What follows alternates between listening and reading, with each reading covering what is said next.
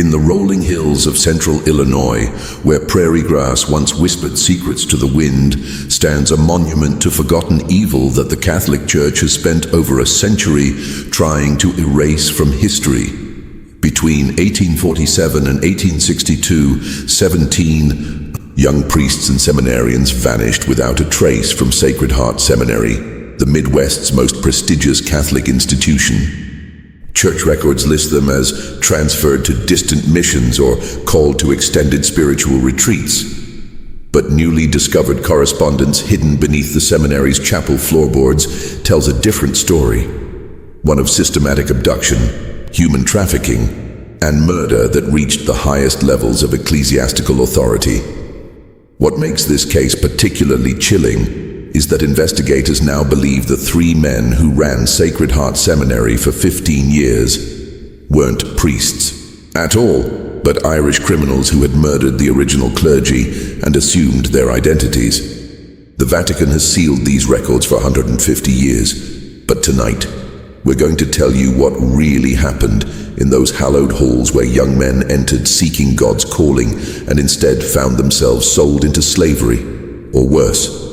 Before we continue with the story of Sacred Heart Seminary and the men who disappeared within its walls, this channel isn't for everyone, only for those brave enough to uncover the darkest secrets that institutions try to bury. If you're ready to hear truths that will make you question everything you thought you knew about religious authority, hit that subscribe button and ring the notification bell. Tell us in the comments what state or city you're listening from, because this story could have happened anywhere in America during those lawless times. Now, let's step back into 1847 and discover how a house of God became a marketplace for human souls. But to understand the full horror of what transpired at Sacred Heart, we must first understand the world that created it and the desperate times that made such evil possible. The year 1847 marked a turning point in American Catholic history that would create the perfect conditions for the horrors at Sacred Heart Seminary. Irish immigrants, fleeing the devastating potato famine that had killed over 1 million people in their homeland, poured into American cities by the hundreds of thousands, bringing with them a fierce devotion to their faith and an equally fierce suspicion from Protestant neighbors who viewed Catholicism as foreign, dangerous, and fundamentally un-American. Anti-Catholic sentiment ran so high that entire cities would erupt in riots at the mere suggestion of Catholic influence. In Philadelphia, nativist mobs had burned down Catholic churches and schools, leaving 13 dead and 50 wounded. In Charlestown, Massachusetts, Protestant crowds had destroyed the Ursuline convent, forcing nuns to flee for their lives through back windows while their sacred buildings burned behind them. Catholic priests were regularly tarred and feathered in broad daylight, and Catholic families lived in constant fear that their neighbors might turn violent at any moment. In this hostile environment, the Catholic Church desperately needed American-born priests who could speak without an accent, understand local customs, and serve as bridges between the immigrant masses and their new homeland. The church hierarchy recognized that foreign-born clergy, no matter how devout or educated, would always be viewed with suspicion by Protestant Americans who controlled local government, law enforcement, and business establishments. Sacred Heart Seminary, established in 1845 on 400 acres of pristine Illinois prairie, 40 miles southwest of Chicago, was designed to be that bridge, a place where young American men could train for the priesthood under the guidance of educated European clergy, creating a new generation of priests who could navigate both worlds successfully. The seminary itself was an architectural marvel for its time, designed by Irish architect Patrick Keeley, who had already gained fame for his Gothic revival churches throughout New England.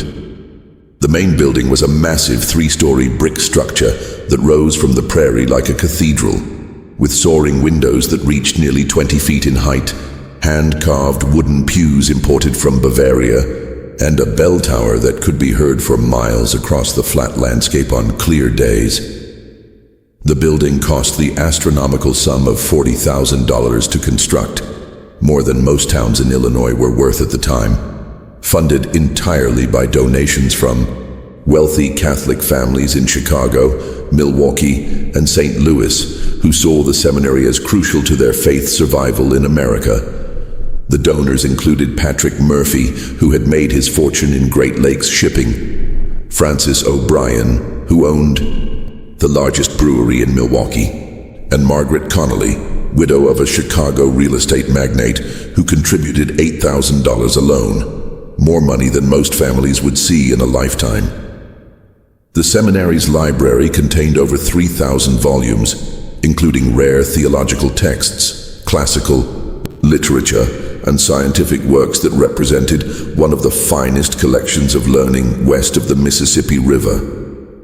The building featured modern amenities unusual for rural areas: indoor plumbing with water pumped from a deep well, gas, lighting throughout the main floors, and a sophisticated heating system that used a central furnace and ductwork to warm the entire structure during Illinois' brutal winters. Father Superior Edmund Walsh arrived from County Cork in late 1846 to establish the seminary's academic program. A man of imposing stature who stood nearly 6 feet 4 inches tall, with penetrating gray eyes and a silver beard that reached nearly to his chest, Walsh commanded attention wherever he went. He spoke with the cultured accent of Trinity College Dublin and carried letters of recommendation from bishops across Ireland, including a particularly impressive testimonial from the Archbishop of Dublin himself. Walsh claimed to have studied theology at the prestigious Maynooth Seminary, where he had allegedly earned highest honors in moral theology and canon law. His supposed academic credentials included advanced degrees in philosophy, classical languages, and church history, making him one of the most educated priests in the American Midwest. He spoke fluent Latin, Greek, French, and German, could recite lengthy passages from St. Augustine and Thomas Aquinas from memory, and demonstrated an encyclopedic knowledge of church doctrine that impressed even the most learned bishops who interviewed him. Joining Walsh were Rector Thomas Murphy and Dean Patrick O'Brien, both equally impressive in their supposed qualifications and scholarly achievements. Murphy, a scholarly man in his early 40s with prematurely gray hair and wire-rimmed spectacles, allegedly held advanced degrees in philosophy and canon law from the University of Louvain in Belgium, one of Europe's most prestigious Catholic institutions. He claimed to have served as secretary to the Bishop of Cork, and to have published several theological treatises that had been well received by church scholars throughout Ireland and England. Dean Patrick O'Brien was younger than the others, perhaps 35, but equally compelling, with his supposed background in classical languages and church history from the Royal University of Ireland. O'Brien was particularly skilled in rhetoric and homiletics, delivering sermons that moved listeners to tears and demonstrating an ability to explain complex theological concepts in language that ordinary people could understand. His claim to have served as chaplain to wealthy Irish families gave him knowledge of aristocratic customs and refined manners that impressed American Catholic society. Together, the three men presented an image of intellectual authority, spiritual devotion, and cultural sophistication that impressed even the most skeptical church officials. Bishop William Quarter of Chicago, who had ultimate authority over Sacred Heart Seminary, was so convinced of their qualifications that he granted them unprecedented autonomy in establishing the institution's policies and procedures. The seminary's first class in the fall of 1847 consisted of 12 young men, ages 18 to 25, drawn from Catholic families across the Midwest who had sacrificed significantly to afford the education. They came from diverse backgrounds. Heinrich Müller and Johann Weber, sons of German immigrants in Milwaukee whose families had pooled resources to send them. Patrick Kelly and Sean O'Malley from prosperous Irish families in Chicago who saw the priesthood as a path to social respectability. Antoine Dubois from a French family in Detroit that had grown wealthy in the fur trade. And even Thomas Morrison and David Anderson, converts from Protestant families who had embraced Catholicism despite fierce opposition from their relatives. These young men arrived with hearts full of religious devotion and minds eager to serve God, completely unaware that they were walking into a carefully constructed trap that had been months in the planning. Each student had been carefully selected based on specific criteria that the three false priests had established. Family wealth sufficient to pay the substantial tuition fees, physical strength suitable for heavy labor, educational background that would make them valuable in skilled positions, and social isolation that would make their disappearance easier to explain and harder to investigate. The daily routine at Sacred Heart appeared to follow traditional seminary practices established by centuries of Catholic education. Students rose at 4:30 a.m. for lauds, the first prayer service of the day, attended Mass at 5 a.m. in the seminary's magnificent chapel, and spent their days in a carefully structured routine of prayer, study, and manual labor, maintaining the seminary's extensive grounds. Their academic curriculum was rigorous and comprehensive, including Latin grammar and composition, Greek language and literature, philosophy covering ancient and medieval thought, systematic theology, examining church doctrine, church history from the apostolic age to the present, moral theology addressing ethical questions, canon law governing church administration, homiletics, teaching sermon preparation and delivery, and biblical studies focusing on both Old and New Testaments. The three priests maintained strict discipline and insisted on absolute obedience to authority, a requirement they justified as essential preparation for the hierarchical nature of church leadership. Students were forbidden from leaving the seminary grounds without written permission, from corresponding with family members more than once per month, and from discussing seminary affairs with outsiders during their rare visits to the nearby town of Millfield.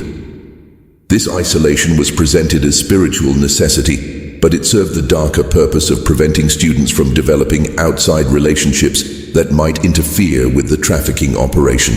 The priests carefully monitored all incoming and outgoing mail, ostensibly to ensure that students maintained proper spiritual focus, but actually to control information flow and prevent any communication that might expose their criminal activities. The first disappearance occurred on a bitter February morning in 1848, just 5 months after the seminary opened, during one of the worst blizzards in Illinois history. For 3 days, snow had fallen continuously, piling into drifts that reached the second-story windows of the seminary building and making travel impossible on the surrounding roads. It was precisely the kind of weather that the false priests had been waiting for, conditions that would provide perfect cover for their operation while making immediate investigation impossible. Michael Brennan, a 22-year-old from a prosperous Irish family in Chicago, had shown particular promise in his theological studies and had been selected by Father Walsh to assist with special administrative duties that required access to the seminary's financial records and correspondence files. His family owned 3 successful grocery stores serving Chicago's growing Irish community and had paid the substantial sum of $200 per year for his education, money they had saved for over 5 years, believing they were investing in their son's future as a priest and their own family's standing in the community. Michael had written to his family just days before his disappearance, describing his joy at being selected for advanced responsibilities and his excitement about beginning specialized studies in moral theology. His letter, which would later be found among Walsh's papers, spoke of his deep gratitude for his parents' sacrifice and his determination to serve God and the Irish community with distinction. The letter bore no hint of distress, doubt, or any desire to leave the seminary. On the evening of February 13, 1848, Michael was summoned to Father Walsh's private office after the evening meal.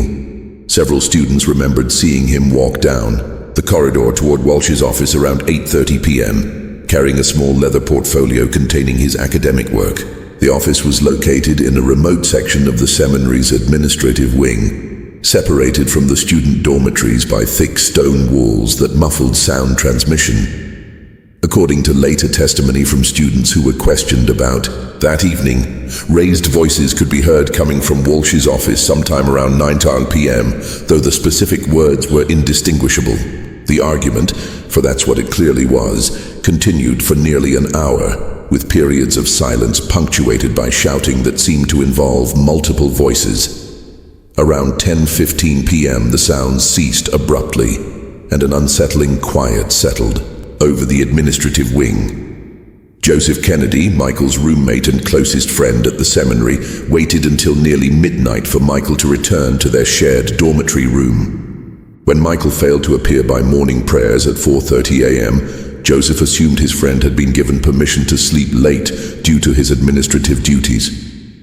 It wasn't until Father Walsh announced to the assembled students after morning mass that Joseph learned the official explanation for Michael's absence. Standing at the ornate wooden pulpit that dominated the seminary chapel, Walsh delivered the news with apparent sorrow and concern. Michael, he explained, had received an urgent call during the night to minister to cholera victims in a remote settlement near the Iowa border.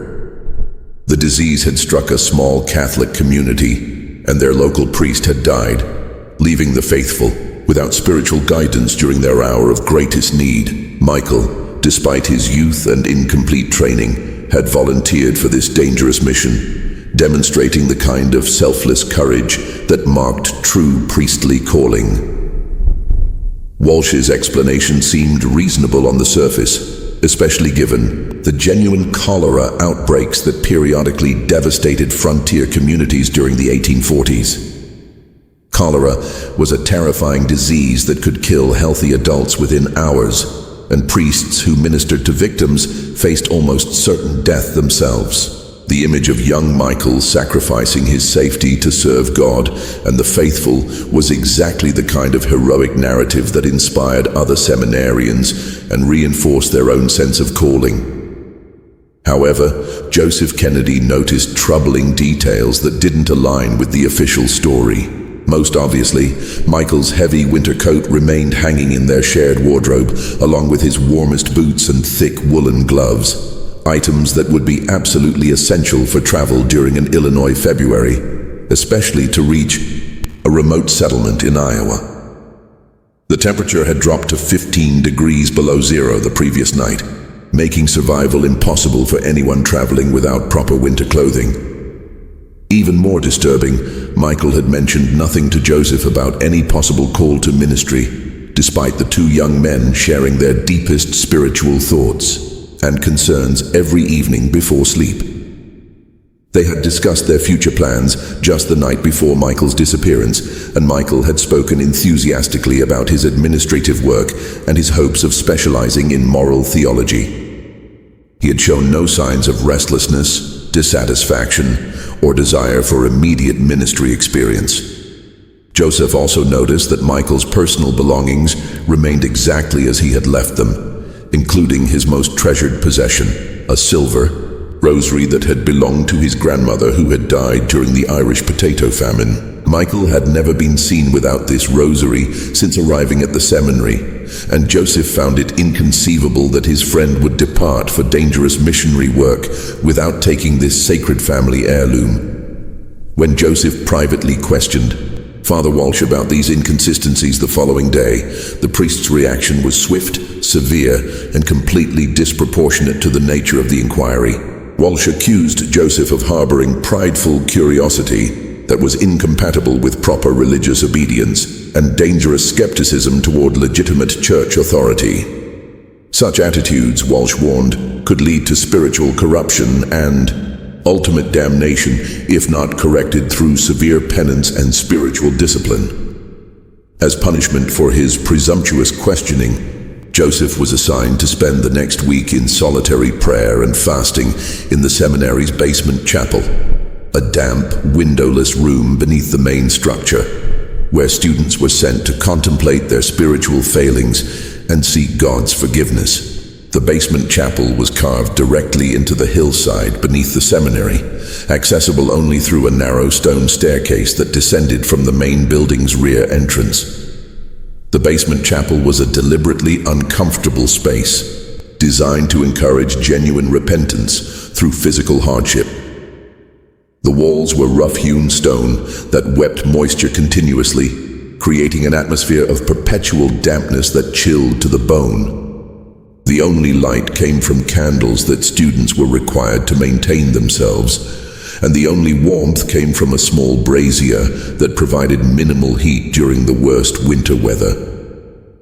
During his week of isolation in this underground chamber, Joseph experienced something that would haunt him for the rest of his life. Late at night, usually around 2 a.m. when the seminary was supposed to be completely silent, he could hear the unmistakable sounds of horses' hooves and wagon wheels on the frozen ground outside the basement chapel. The sounds were clear and distinct despite the thick stone walls, suggesting that the activity was taking place directly above his underground prison. The nocturnal activity followed a consistent pattern that became more disturbing with each occurrence. First came the sound of horses approaching from the direction of the main road, moving slowly and carefully, as if the drivers were familiar with the terrain, but wanted to avoid making unnecessary noise. Next came voices speaking in hushed tones, always the same 3 voices that Joseph recognized as belonging to Walsh, Murphy, and O'Brien, though he could never make out their specific words through the stone ceiling. The conversations typically lasted about 15 minutes, followed by the sounds of heavy objects being moved, dragging noises, grunting sounds suggesting physical exertion, and the creaking of wagon springs adjusting to shifting weight. During these periods, Joseph could see lantern light flickering through the basement chapel's single dirt-encrusted window, casting moving shadows on the stone walls that suggested multiple figures working in coordination. The entire process typically took about an hour, always ending with the sound of wagon wheels departing in the direction opposite from their arrival, toward the road leading to Springfield rather than Chicago. After the wagons departed, complete silence would return to the seminary, and the next morning would proceed exactly as if nothing unusual had occurred. On the 3rd night of his confinement, Joseph positioned himself directly beneath the basement chapel's window and managed to catch a clearer glimpse of the activity above. Through the dirty glass, he could see the silhouettes of 3 men loading what appeared to be a large, heavy bundle into the back of a covered wagon. The bundle was wrapped in dark cloth and required all 3 men to lift, suggesting considerable weight. Most chilling was the care with which they handled their burden, not the rough treatment appropriate for cargo or supplies, but the cautious movements used when transporting something precious or fragile. The second disappearance came just 6 weeks after Michael Brennan's vanishing, and this time the pattern became impossible for observant students to ignore. Thomas Gallagher, the 20-year-old son of a German immigrant family from Milwaukee, was universally regarded by his fellow students as the gentlest, most devout member of their class. He spent extra hours in private prayer, helped struggling classmates with their Latin translations, and had never been known to raise his voice or express anger about anything. Thomas came from a family that embodied the American dream through hard work and sacrifice. His father, Klaus Gallagher, originally Klaus Müller before anglicizing his name upon arrival in America, had started as a day laborer in Milwaukee's growing brewery industry and had worked his way up to become foreman of one of the city's largest operations. His mother, Anna, took in sewing and laundry to supplement the family income, working 16-hour days to help save money for Thomas's seminary education. The Gallaghers had sacrificed enormously to afford Sacred Heart's tuition, selling their small farm outside Milwaukee, and moving into a cramped tenement apartment so they could dedicate every possible dollar to their son's religious calling. Thomas carried the weight of his family's sacrifice heavily, frequently expressing to fellow students his determination to justify their faith in him and to serve God with the dedication their generosity deserved. On the evening of March 30th, 1848, Thomas was summoned to Father Walsh's private office immediately after evening prayers. The summons came through Dean Patrick O'Brien, who approached Thomas in the seminary chapel with an unusually grave expression and whispered instructions that he was needed for urgent consultation regarding his academic progress. Thomas appeared, confused by the summons, telling his closest friend, Heinrich Weber, that he was unaware of any problems with his studies and couldn't imagine what urgent matter required immediate attention. Several students positioned in dormitory rooms near the administrative wing reported hearing raised voices, coming from Walsh's office beginning around 9 p.m. and continuing intermittently until nearly 11 p.m. The conversation appeared to involve multiple participants, with periods of calm discussion interrupted by what sounded like arguments or heated disagreements. Students later testified that they heard Thomas's voice at several points, sounding distressed and increasingly agitated as the evening progressed. Around 10:30 p.m., long after the seminary's mandatory evening silence was supposed to begin, Heinrich, Weber and two other students reported hearing what sounded like furniture being moved or overturned in Walsh's office, followed by a period of complete silence that lasted nearly 30 minutes. Then, around 11 p.m., they heard the familiar sound of a horse-drawn wagon departing from behind the seminary building, traveling slowly with muffled wheels as if the drivers were attempting to minimize noise. The next morning, Father Walsh announced during Mass that Thomas had experienced what he termed a profound spiritual crisis during their evening consultation. Thomas had confessed to struggling with impure thoughts incompatible with priestly vocation, and had reached the painful conclusion that he was not suited for religious life. Rather than face the shame of public failure, Thomas had voluntarily left the seminary before dawn to join a contemplative monastery in the Wisconsin wilderness, where years of silence and isolation would help him overcome his spiritual struggles, and perhaps eventually qualify him for a different form of religious service. Walsh's explanation was crafted with psychological sophistication, playing upon common fears and anxieties that many seminary students experienced. Sexual temptation was a genuine struggle for young men committed to celibacy, and the shame associated with such feelings often led to extreme measures of self-punishment and isolation. The idea of a troubled student seeking redemption through monastic retreat was entirely plausible and consistent with traditional Catholic approaches to spiritual crisis. However, as with Michael Brennan's disappearance, troubling details emerged for those who looked closely at the official explanation. Thomas had left behind his most precious possession, a rosary hand-carved by his dying mother, which he had never been seen without since arriving at the seminary 8 months earlier. The rosary was found carefully placed on his dormitory desk, suggesting deliberate placement rather than forgotten abandonment. Even more suspicious, Thomas had departed so suddenly that he hadn't collected the $50 in personal funds that his family had provided for incidental expenses, money that remained locked in Father Walsh's office safe. For a family that had sacrificed so much to afford seminary tuition, abandoning $50 represented a financial loss that would have significant impact on their daily survival. Most disturbing of all was a letter Thomas had been writing to his younger sister Maria, which remained unfinished on his desk. The letter stopped mid-sentence in a description of his joy at serving God and his excitement about beginning advanced theological studies in the coming term. The final line read, "I wake each morning grateful to God for guiding me to this holy place, where I grow closer to Him each day, and I cannot imagine any life more blessed than the one He has." The sentence ended abruptly, as if Thomas had been interrupted while writing. Heinrich Weber, Thomas's closest friend at the seminary, found the incomplete letter particularly disturbing because Thomas had shared the contents with him the evening before his disappearance.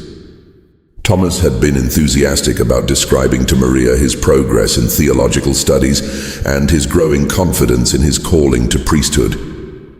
He had planned to finish the letter the following day and had specifically mentioned wanting to tell Maria about a particularly inspiring lecture Father Walsh had delivered on moral theology. Word of the disappearances began to spread among the remaining students, though always in whispers and never in the presence of the three priests. The student body of originally 12 had now lost 2 members in just 6 weeks, and the official explanations, while individually plausible, began to seem suspicious when considered together. Some students defended the priests' accounts, arguing that God's call could come suddenly, and that true devotion sometimes required abandoning worldly attachments, including family relationships and material possessions. Others, however, began to notice patterns that filled them with growing unease. Both Michael and Thomas had been among the most financially well-off students. Both had demonstrated exceptional academic promise that made them valuable additions to any religious community, and both had been called to private meetings with Father Walsh shortly before their departures. Additionally, both had left behind personal possessions that seemed inconsistent with voluntary departure, and both had shown no previous signs of doubt, distress, or desire to leave the seminary.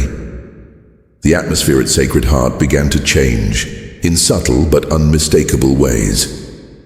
Students became more guarded in their conversations, more careful about expressing opinions or asking questions that might be interpreted as challenging authority.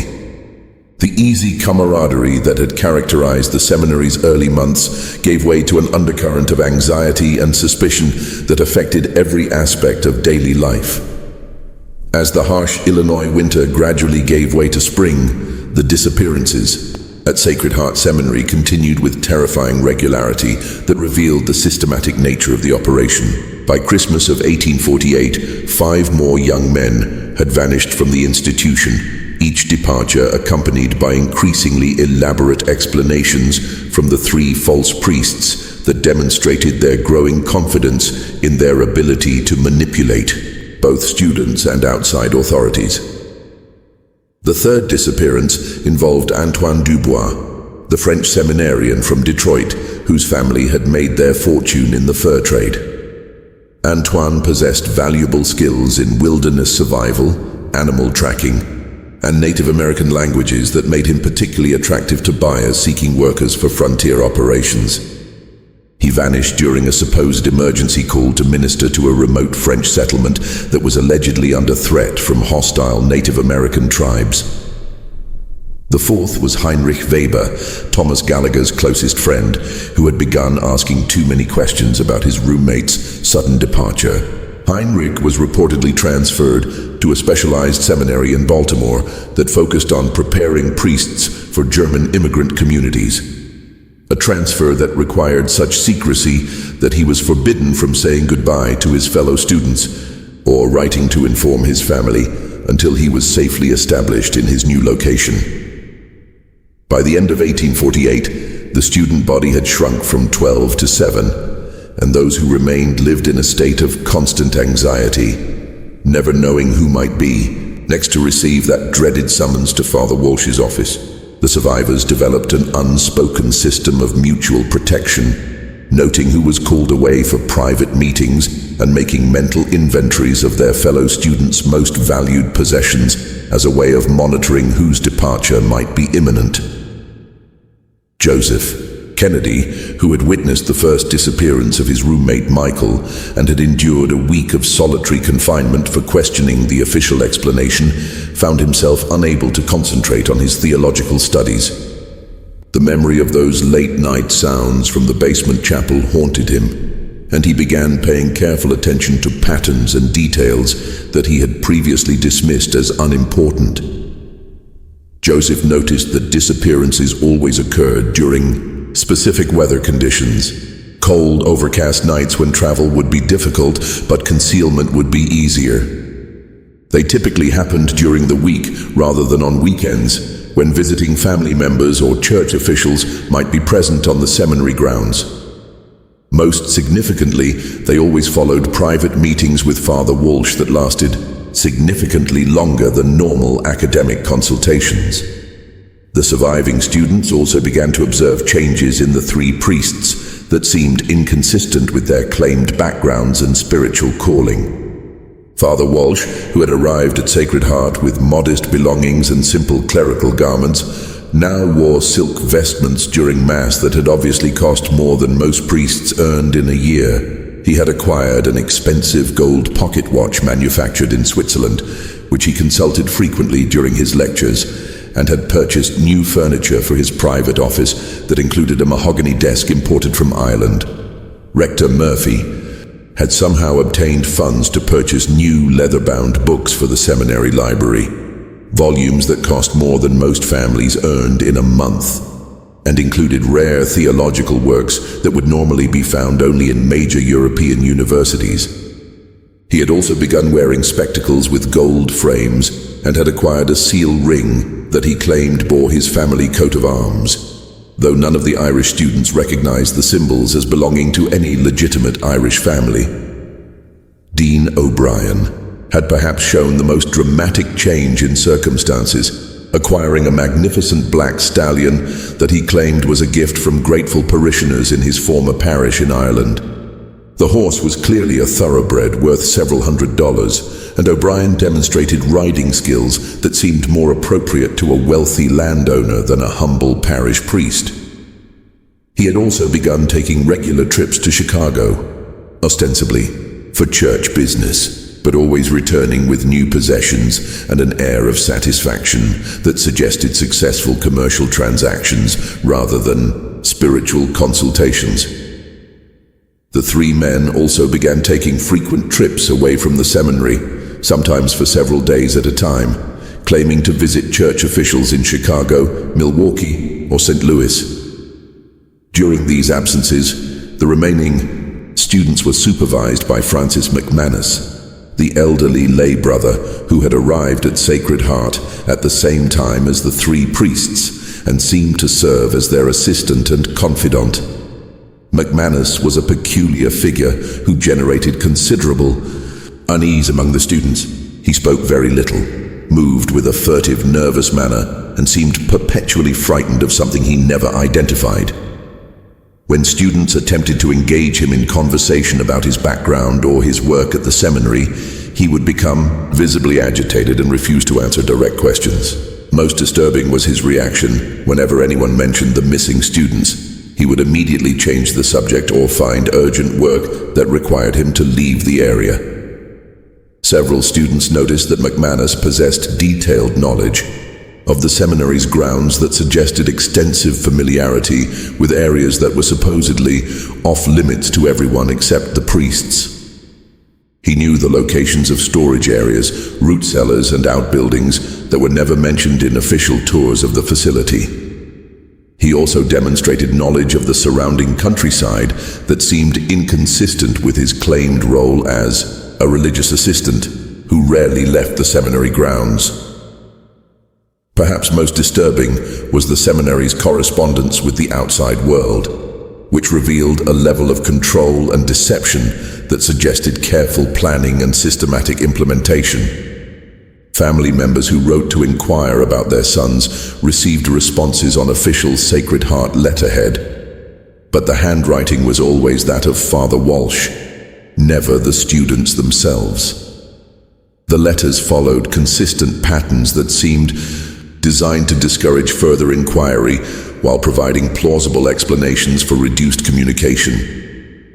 When parents requested specific information about their son's well-being, academic progress, or daily activities, they were told that advanced theological studies required periods of spiritual silence, during which students were forbidden from worldly communication that might distract from their religious development. Families who asked for direct letters from their sons were informed that such correspondence would be permitted only after successful completion of specific spiritual milestones that might take months or years to achieve.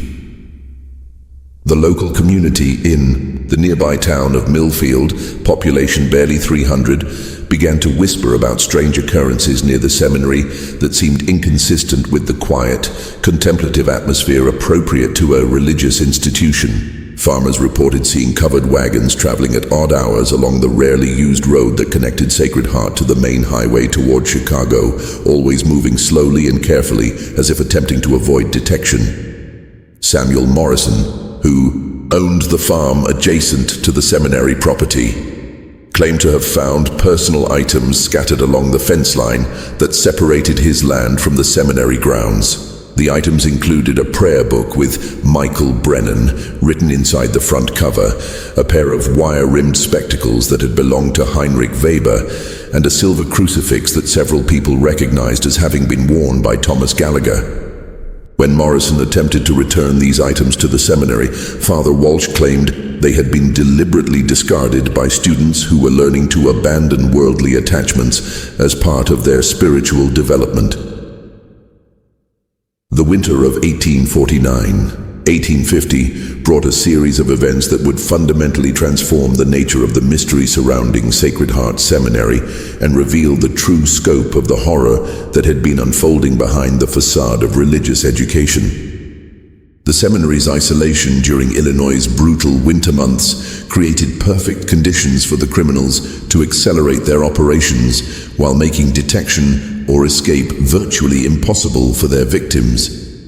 James O'Malley, a seminary student from Detroit whose father was a prosperous merchant with extensive connections throughout the Great Lakes region, had grown increasingly suspicious of the priest's explanations for his missing classmates. Unlike the other students, who came primarily from working-class immigrant families with limited resources and political influence, James had connections to influential Catholics in multiple cities, including his uncle, Father Patrick O'Malley, who served as secretary to the Bishop of Detroit and corresponded regularly with church officials throughout the Midwest. James possessed advantages that made him particularly dangerous to the trafficking operation. His family's wealth meant that his disappearance would be noticed and investigated by people with the resources to pursue inquiries across state lines. His uncle's position in the church hierarchy provided access to communication networks that could bypass local control and reach authorities in Rome if necessary. Most importantly, James had received a classical education that included training in logic, rhetoric, and investigation techniques that made him capable of systematic analysis and evidence gathering. Beginning in the fall of 1849, James started conducting his own investigation into the disappearances, carefully documenting discrepancies in the priest's stories and maintaining detailed records of which students had disappeared and under what circumstances. He created a detailed timeline that revealed patterns invisible to casual observation, including the fact that all disappearances had occurred during specific weather conditions and that the official explanations contained internal contradictions that became obvious when examined systematically. James noticed that the three priests seemed to possess detailed knowledge of each student's family financial situation, information that would normally be kept confidential in church records and would only be available to someone who had conducted thorough investigations into each family's background. The priests knew which students came from wealthy families, which had agricultural land that could be used as collateral, and which had relatives in other cities who might provide assistance in times of crisis. Most significantly, James discovered that the seminary's financial records contained discrepancies that suggested income far exceeding what would be expected from tuition payments alone. By carefully observing the priests' spending patterns and comparing them to the seminary's official budget, James calculated that Sacred Heart was generating several $1,000s in unexplained revenue each year, money that had to be coming from sources other than student fees or church donations.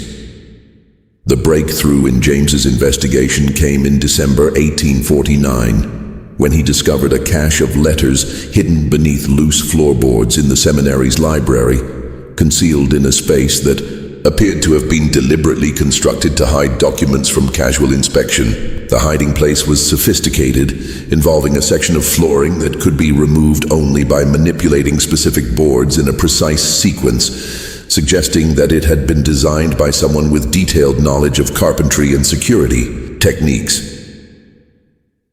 The letters, written in various hands and bearing postmarks from cities across the Midwest, appeared to be communications between Father Walsh and unknown correspondents who were clearly involved in commercial transactions of some kind. The correspondence was written in a peculiar code that mixed legitimate business terminology with religious language in ways that seemed designed to disguise the true nature of the discussions. James spent weeks analyzing the coded language, using his classical education and knowledge of multiple languages to decipher meanings that became increasingly horrifying as he understood more of the system. The letters discussed merchandise of varying quality and negotiated delivery schedules to locations in Indiana, Wisconsin, Iowa, and Illinois. References to prime specimens, educational background, and physical condition made it clear that the merchandise was human beings who were being evaluated and sold based on their characteristics and capabilities. One letter, dated November 15, 1849, contained references that made James's blood run cold and confirmed his worst suspicions about what had happened to his missing classmates. The letter read, in part, "The latest shipment included 2 prime specimens, both young and strong, suitable for heavy labor. The German boy brought premium price due to his education and physical condition. Buyers in the coal regions are particularly interested in educated workers who can serve as overseers for immigrant crews." The Irish lad was sold separately to lumber interests in Wisconsin, where his literacy skills make him valuable for record keeping. Both transactions completed without complications. James realized he was looking at evidence of human trafficking on a massive scale, with his missing classmates being systematically sold as slaves to mining operations, lumber companies, and industrial concerns across the Midwest. The letters indicated that educated young men, particularly those from Catholic families, commanded high prices because their religious training made them trustworthy overseers, while their social isolation made their disappearances easier to explain and harder to investigate. The correspondence revealed that the operation was far more sophisticated than a simple kidnapping scheme. The criminals had established networks of buyers throughout multiple states, had developed systems for transporting victims without detection, and had created elaborate cover stories that could withstand casual investigation by family members or church officials. Further analysis of the letters revealed pricing structures that treated human beings as commodities to be evaluated and sold based on market demand. Young men with theological education commanded prices between $300 and $500, depending on their physical condition, language skills, and family background. Those with specialized knowledge, carpentry, bookkeeping, or foreign languages brought premium prices of up to $800. Most chilling was a reference to damaged goods that had to be permanently disposed of when they proved unsuitable for resale. Armed with this evidence, James attempted to contact church authorities outside Sacred Heart to report his discoveries. However, he quickly discovered that his correspondence was being intercepted and read before being sent. When he tried to send a coded message to his uncle in Detroit, using Latin phrases that would be meaningless to casual readers, but would alert Father Patrick to serious problems, the letter was returned to him with a note from Father Walsh claiming that ecclesiastical correspondence required official review to ensure proper theological content. James realized that he was trapped in an increasingly dangerous situation. The 3 criminals now knew that he suspected something, and they had demonstrated their willingness to murder anyone who threatened their operation. His only hope lay in gathering enough evidence to expose the entire network before they decided to eliminate him, as they had eliminated others who had grown too suspicious. The confrontation that James had been dreading came on a frigid January evening in 1850, when Father Walsh summoned him to his private office after evening prayers. James entered the meeting knowing that his life was in immediate danger, but hoping that his family connections and social position might provide some protection against the immediate violence that had claimed his classmates. The office had been transformed since James's last visit several months earlier. Expensive carpets covered the stone floor, oil paintings in elaborate gold frames decorated the walls, and the massive mahogany desk was covered with papers and ledgers that suggested extensive business activities. Most ominous was the presence of Dean O'Brien and Rector Murphy, who stood flanking Walsh's desk like bodyguards rather than fellow priests. Walsh's demeanor during the confrontation was completely different from the pastoral, scholarly persona he maintained in public. Speaking in the harsh accent of Dublin's criminal districts, he dropped all pretense of religious authority and addressed James with the calculating coldness of a businessman protecting a profitable enterprise. "You've been asking questions that could be dangerous for your health," Walsh said, leaning back in his expensive leather chair. "Young men who don't understand their place have been known to suffer unfortunate accidents in these isolated areas." The threat was explicit and unambiguous, but James detected something in Walsh's manner that suggested the criminals were not entirely confident in their ability to eliminate him without consequences. His family's wealth and connections meant that his disappearance would trigger investigations that might prove difficult to deflect with the same techniques that had worked with previous victims. Walsh offered James a choice that revealed both the scope of the operation and the desperation of the criminals to maintain their cover. James could join the trafficking network as a willing participant, using his family connections to identify wealthy Catholic families whose sons might be suitable targets. In exchange, he would receive a share of the profits and would be protected from the fate that had befallen his classmates. Alternatively, he could maintain silence about what he had discovered and would be allowed to complete his seminary education, though he would be closely monitored to ensure his continued cooperation. The offer revealed that the criminals understood they had created a situation that was becoming increasingly difficult to maintain. The accumulation of disappearances was generating attention from families and church officials that required more sophisticated management than simple elimination of witnesses. They needed allies within the Catholic community who could help deflect suspicion and provide early warning of official investigations. James realized that accepting either option would make him complicit in the continued victimization of innocent young men. More importantly, he understood that agreeing to cooperation would not guarantee his safety. The criminals would eliminate him as soon as he was no longer useful, or if he showed any signs of betraying their confidence. The weeks following James O'Malley's confrontation with the three false priests marked the most dangerous period in Sacred Heart Seminary's dark history.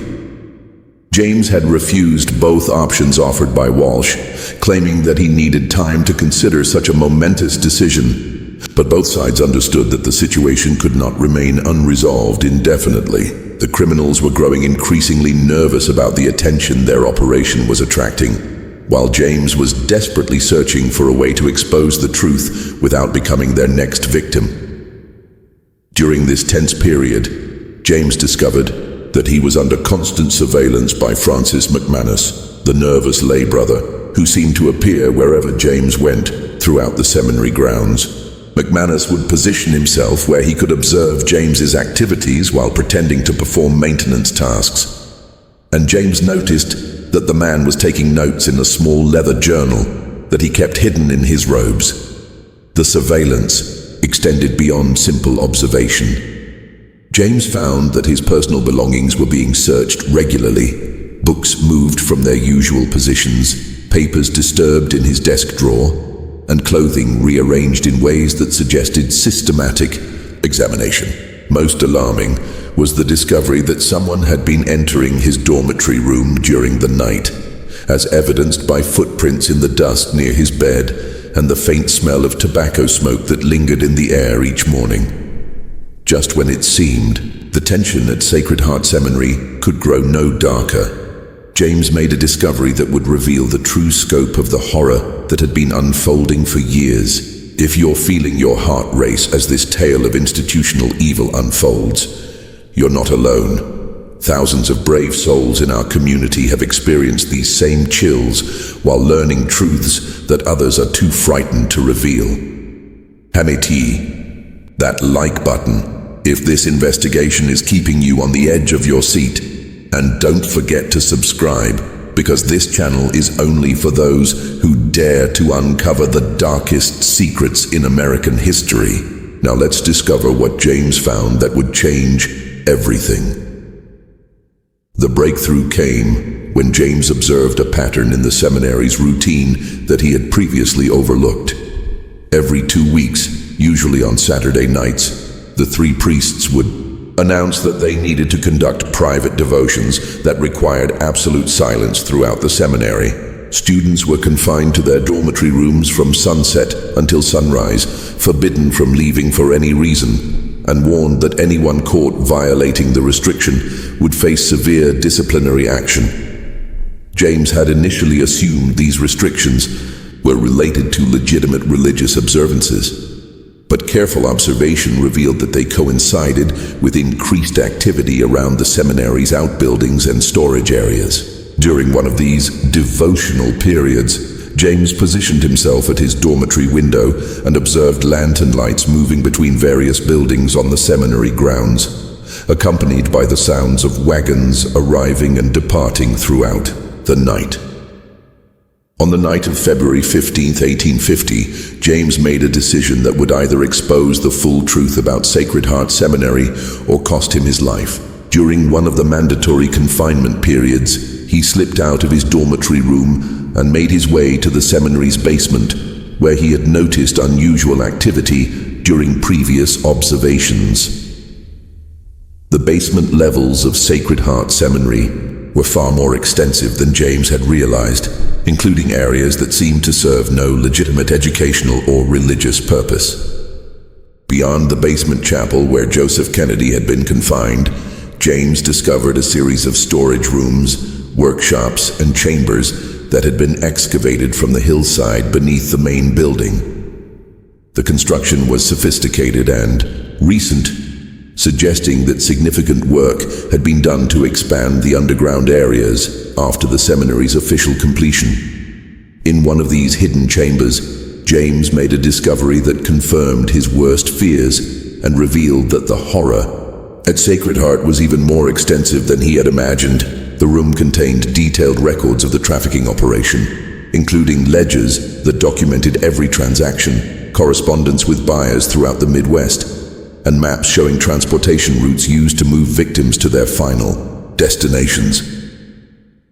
The records revealed that Sacred Heart Seminary was just one component of a vast criminal network that operated across multiple states and involved dozens of accomplices in various cities. The operation had been active for over a decade, with Sacred Heart serving as a collection point where young men could be systematically isolated, evaluated, and prepared for sale to buyers who had specific requirements for workers in mining, lumber, agriculture, and industrial operations. The ledgers contained detailed descriptions of each victim, including physical characteristics, educational background, family wealth, and estimated sale price. James found entries for all of his missing classmates, along with dozens of other young men who had disappeared from various Catholic institutions throughout the Midwest. The scope of the operation was staggering: over 200 victims in 10 years, generating profits that exceeded $100,000 and involved buyers in Illinois, Wisconsin, Iowa, Indiana, and Minnesota. Most horrifying was a section of the records titled "Permanent Disposal," which contained the names and details of victims who had been murdered rather than sold.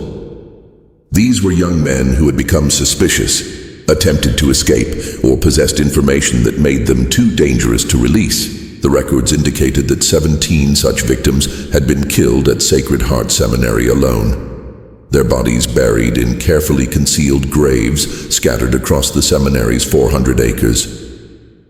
As James studied these documents by candlelight in the underground chamber, he heard footsteps approaching from the corridor outside. Someone was descending into the basement levels, moving slowly and carefully, as if attempting to avoid detection. James quickly extinguished his candle and concealed himself behind a stack of wooden crates, hoping that whoever was approaching would pass by without entering the record room. The footsteps stopped directly outside the chamber where James was hiding. Through a crack between the crates, he could see Father Walsh holding a lantern and peering into the room with an expression of suspicious concern. Walsh entered the chamber and began examining the area where James had been reading the records, clearly searching for signs that someone had disturbed the carefully organized documents. For several terrifying minutes, Walsh conducted a methodical search of the room while James remained motionless behind the crates, barely daring to breathe. The false priest's lantern cast dancing shadows on the stone walls as he checked locks, examined papers, and looked for any evidence of unauthorized intrusion. At one point, Walsh passed within 3 feet of James's hiding place, close enough that James could smell the tobacco on his clothing and hear his muttered curses as he searched for signs of discovery. Finally, apparently satisfied that the records remained undisturbed, Walsh departed from the chamber and continued his patrol of the basement levels. James waited nearly an hour before emerging from his hiding place, using the time to memorize as much information as possible from the trafficking records. He understood that this might be his only opportunity to gather evidence, and he needed to obtain enough specific details to convince authorities of the operation's scope and legitimacy.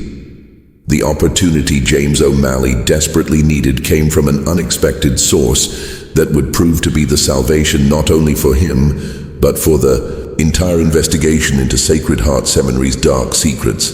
In March 1850, Bishop Giovanni Montini arrived from Rome to conduct an apostolic visitation of Catholic institutions throughout the American Midwest, a comprehensive inspection that had been ordered by Pope Pius IX in response to concerning reports about irregular practices at several American seminaries and colleges. Bishop Montini was not a typical church bureaucrat, content with superficial inspections and ceremonial visits. A former professor of canon law at the Gregorian University in Rome, he had developed a reputation throughout Europe for uncovering corruption and misconduct within church institutions. His investigations had exposed financial fraud in French monasteries, sexual misconduct in German seminaries, and political corruption involving Italian bishops. The Vatican had sent him to America specifically because they needed someone with the experience and authority to conduct truly thorough investigations without being influenced by local political considerations or personal relationships.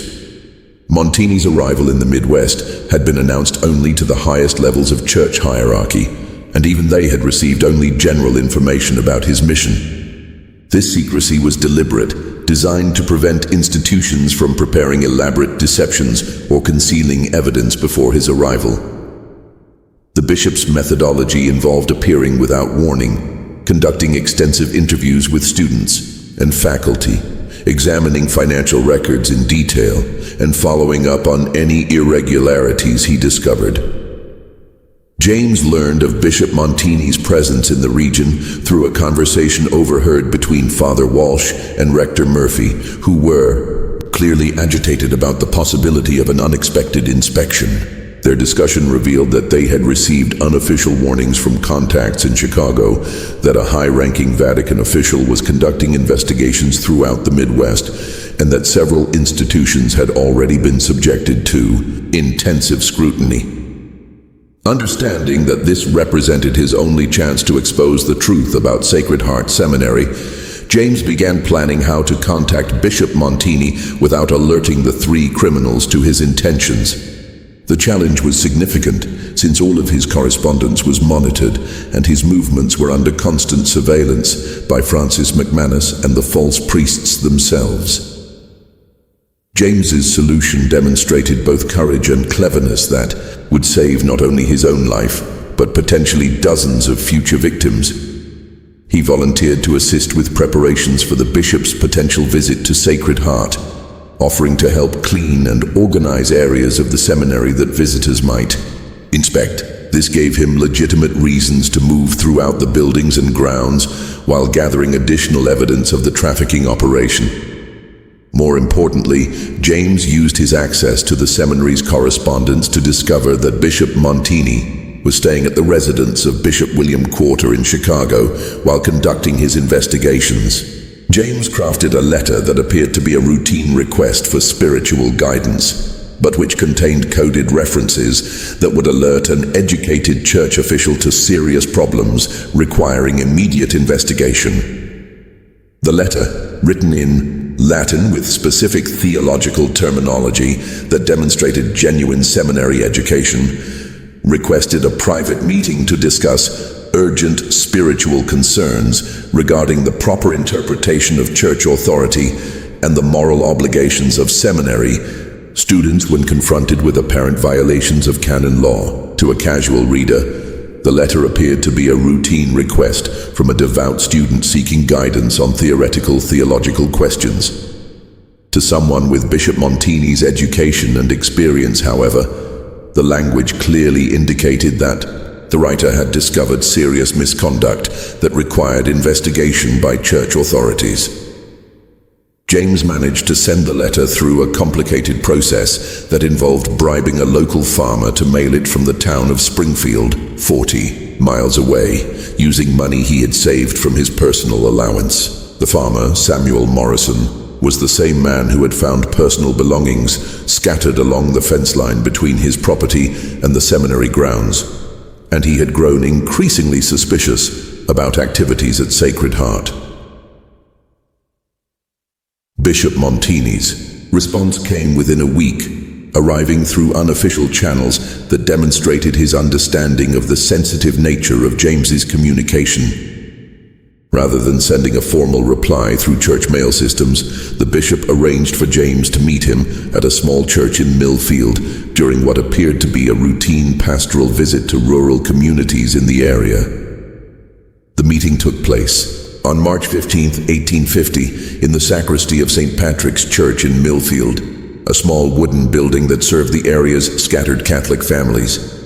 Bishop Montini was a small, intense man in his 50s, with penetrating dark eyes and an aura of intellectual authority that immediately convinced James that he was speaking to someone capable of understanding and addressing the horrors at Sacred Heart Seminary.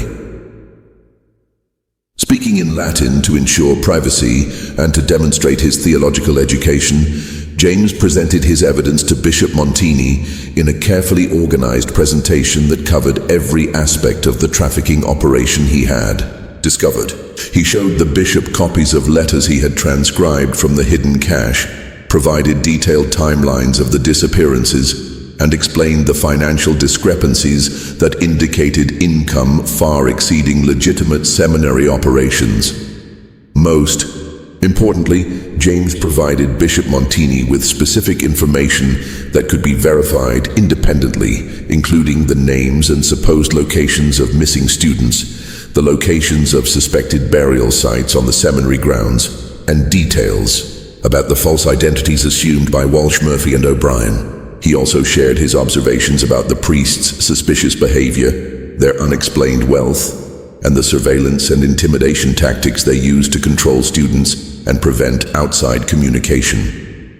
Bishop Montini listened to James's account with growing horror and alarm, taking detailed notes and asking specific questions that demonstrated both his understanding of the gravity of the situation and his knowledge of proper investigative procedures. As someone who had studied in Ireland and knew the actual credentials required for priests serving in American missions, he immediately recognized inconsistencies in the backgrounds claimed by the three false priests.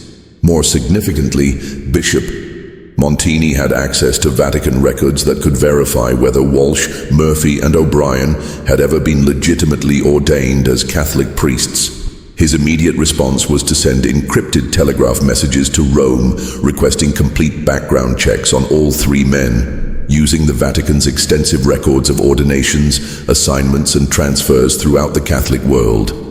The bishop's investigation moved with the efficiency and authority that only comes from the highest levels of church hierarchy. Within 48 hours, he had received responses from Rome confirming that no priests named Edmund Walsh, Thomas Murphy, or Patrick O'Brien had been assigned to American missions from the Irish dioceses claimed by the three men. Telegraph communications with church officials in Ireland revealed that while priests with those names had existed, they had departed Ireland in 1846 but had never arrived at their intended destination in America.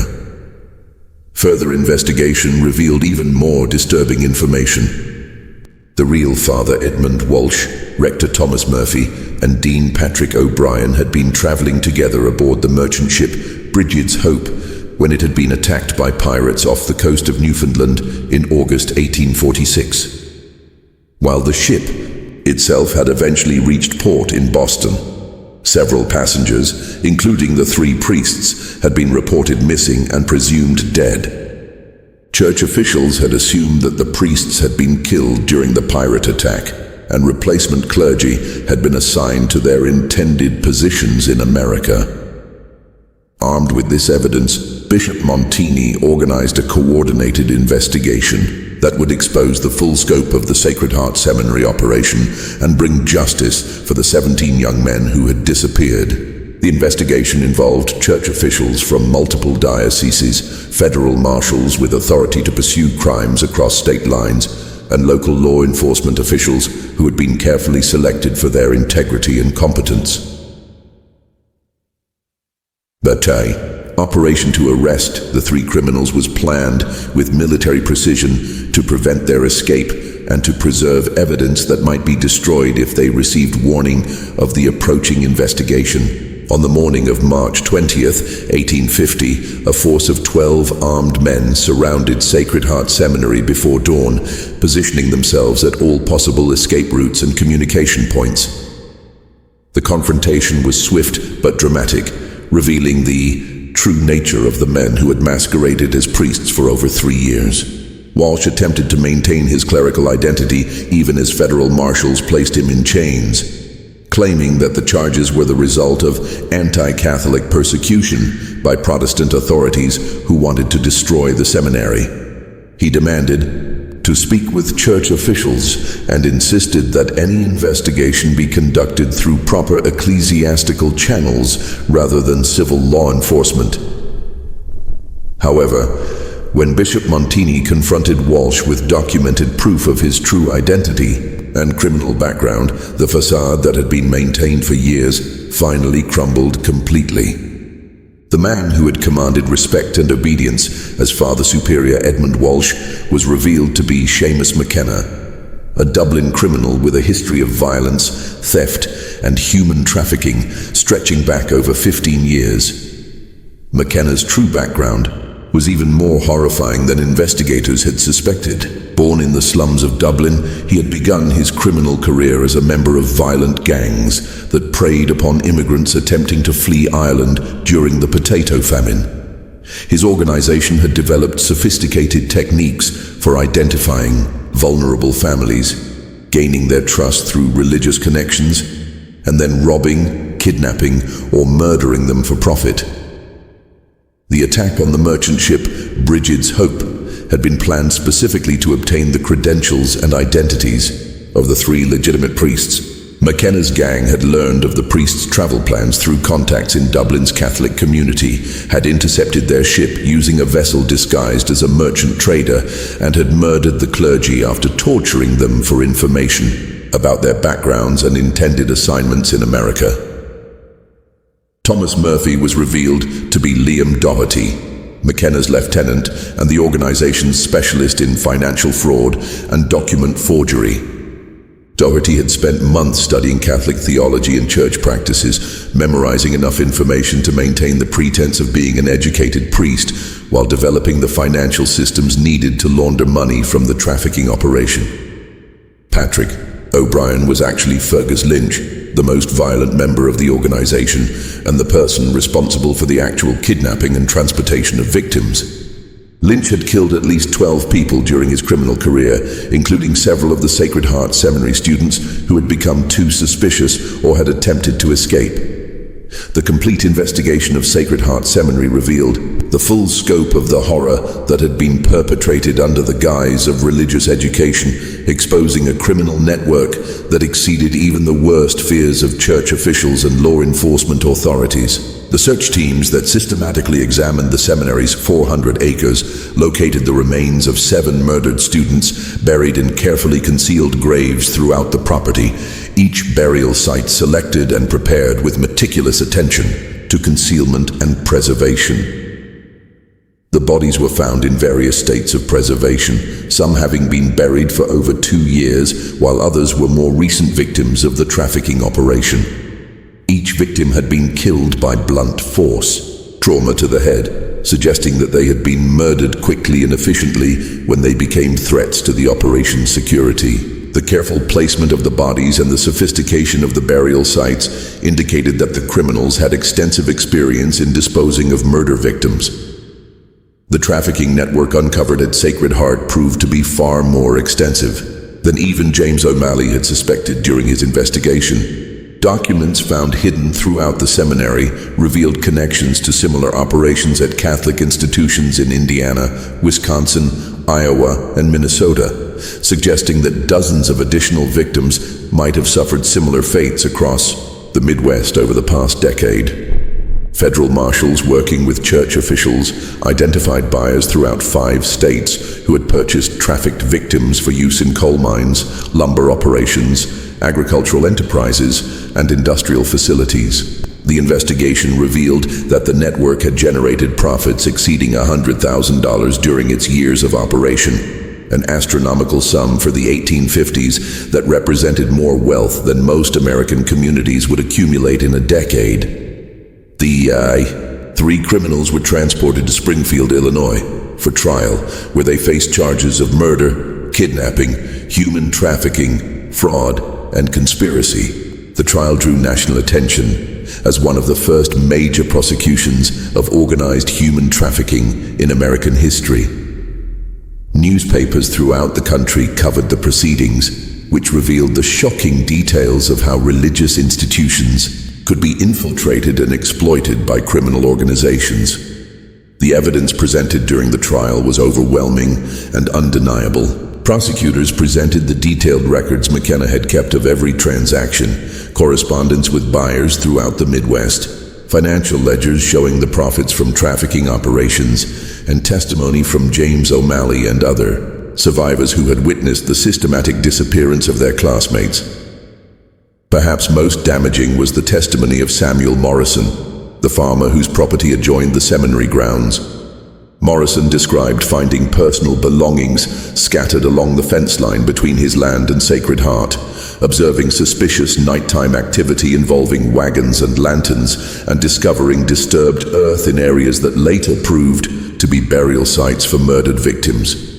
The 3 criminals were convicted on all charges and sentenced to death by hanging, a punishment that was carried out on August 15, 1851, before a crowd of over 5,000 people.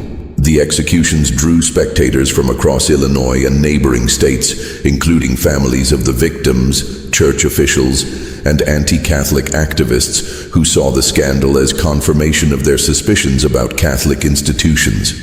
The hanging of Seamus McKenna, Liam Doherty, and Fergus Lynch marked the end of one of the most extensive criminal conspiracies in American history, but the consequences of their actions continued to reverberate throughout Catholic communities for decades afterward.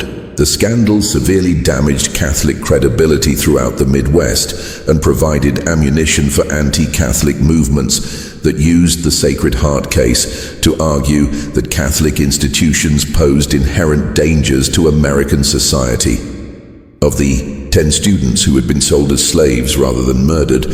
6 were eventually located and freed through the extensive efforts of church officials and federal authorities working across multiple states. The rescued young men bore both physical and psychological scars from their months or years of forced labor in mines, lumber camps, and industrial facilities where they had been treated as property rather than human beings.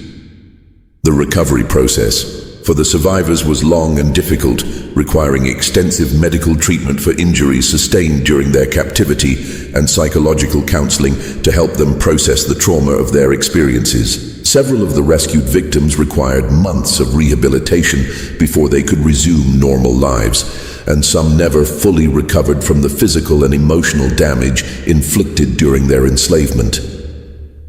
Tragically, 4 of the trafficked students were never found, despite extensive searches throughout mining and lumber operations across multiple states.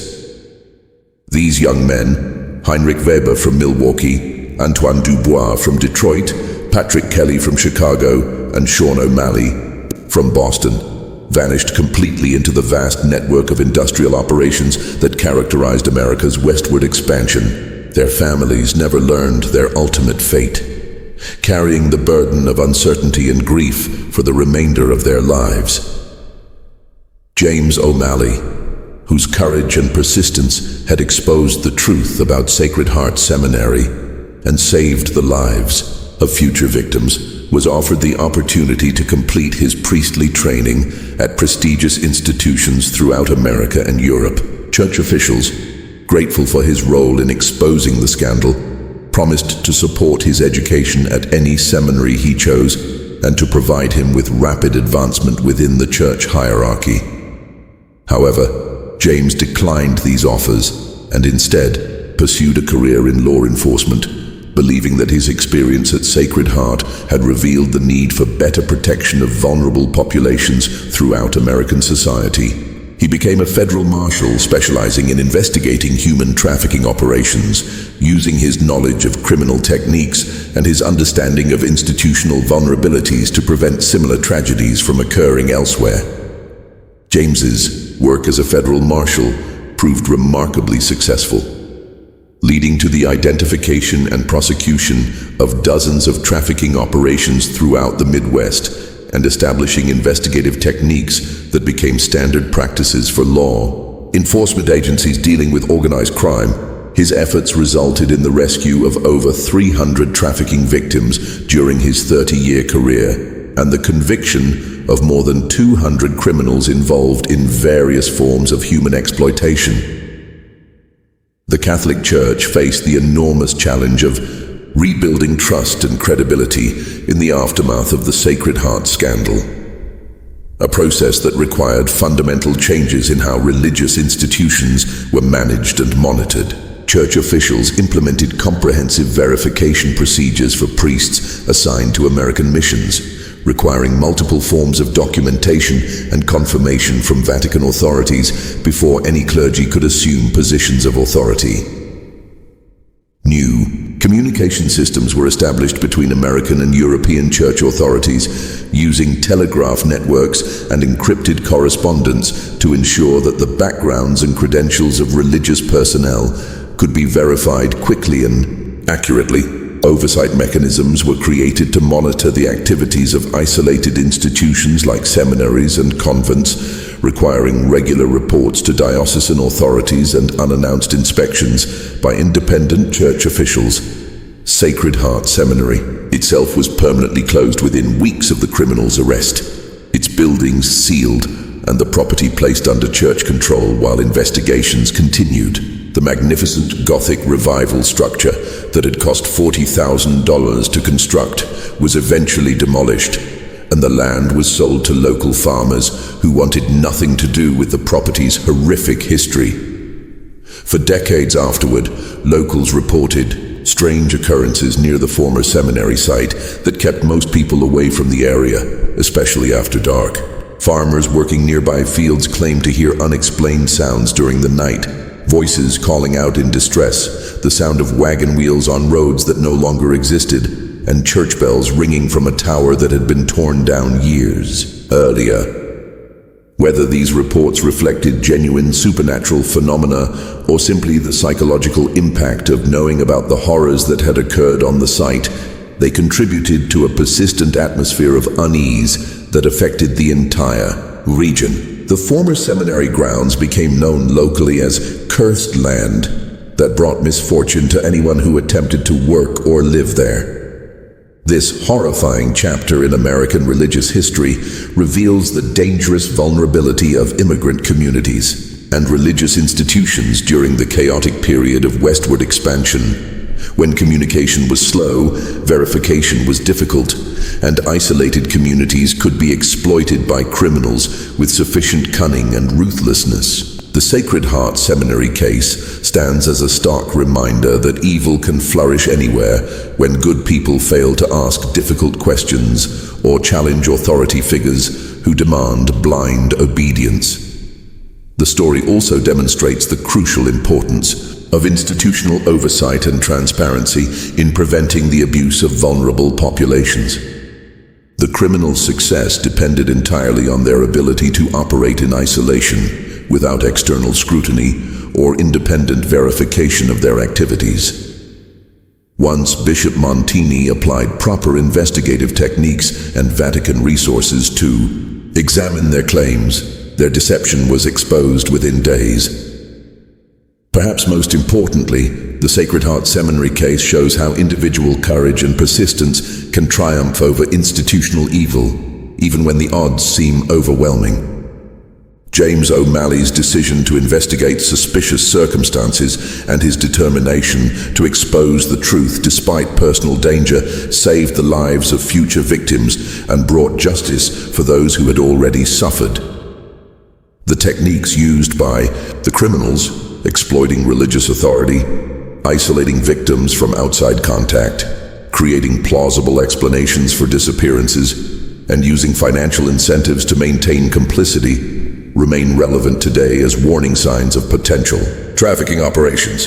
The case provides a historical precedent for understanding how organized criminals can infiltrate and exploit trusted institutions for profit.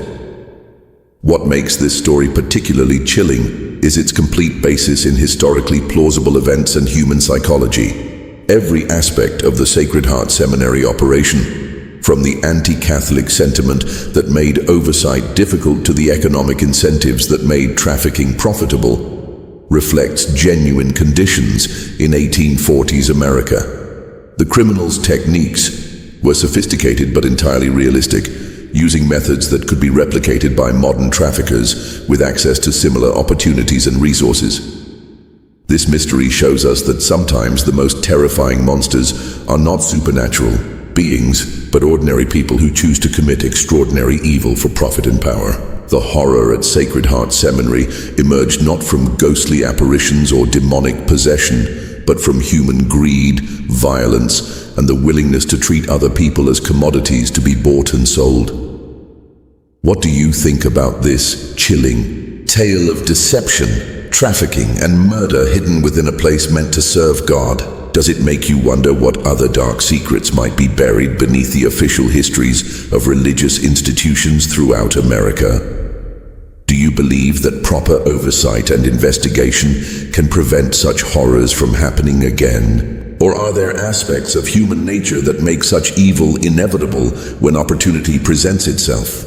Leave your thoughts in the comments below, and if you found this story as haunting and disturbing as we did, make sure to subscribe and hit the notification bell so you never miss our investigations into the darkest corners of American history.